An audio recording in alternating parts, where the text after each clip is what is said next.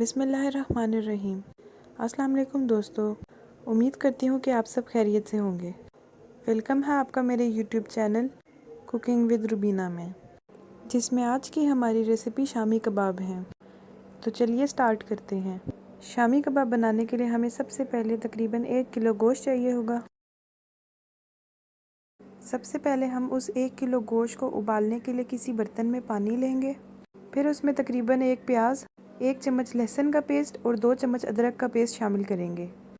नमक आप हस्बे ज़रूरत इस्तेमाल करें, मैंने यहाँ पर 2 चम्मच इस्तेमाल किए हैं। फिर हम इसमें तकरीबन 2 चम्मच लाल मिर्चें शामिल करेंगे। हल्दी हम तकरीबन 2 पिंच इस्तेमाल करेंगे।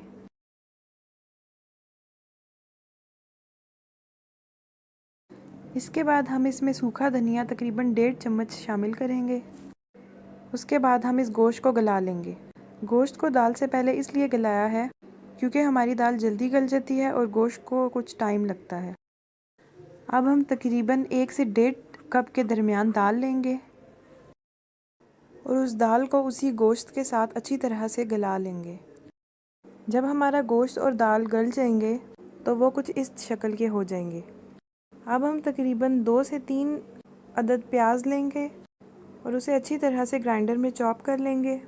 उसके बाद हम 20 से 25 हरी मिर्चें लेंगे और उसको भी अच्छी तरह से चॉप कर लेंगे।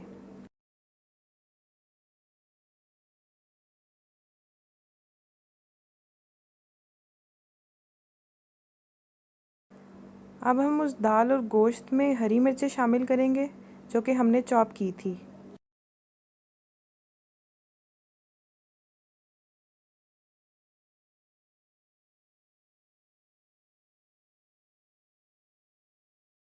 इसके बाद हम इसमें वो चॉप की हुई प्याज शामिल करेंगे और याद रहे कि प्याज के पानी को अच्छी तरह से खुश्क कर लेंगे। अगर हम पानी समेत प्याज डालेंगे तो हमारे कबाब पतले हो जाएंगे। प्याज के बाद हम इसमें हरा धनिया शामिल करेंगे। अब हम इसमें तकरीबन 1 चम्मच गरम मसाला शामिल करेंगे। आप चाहें तो ज़्यादा भी शामिल कर सकते हैं। और इसके बाद हम इसमें कुटी हुई लाल मिर्च 1 चम्मच शामिल करेंगे और फिर इन सब चीज़ों को अच्छी तरह से आपस में मिक्स कर लेंगे।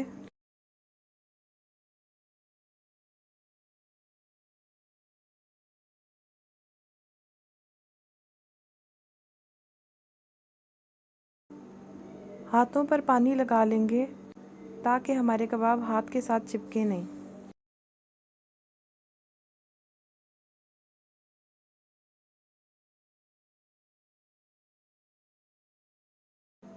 अब हम इसको अंडे में डिप करेंगे और इसको गोल्डन ब्राउन होने तक फ्राई कर लेंगे।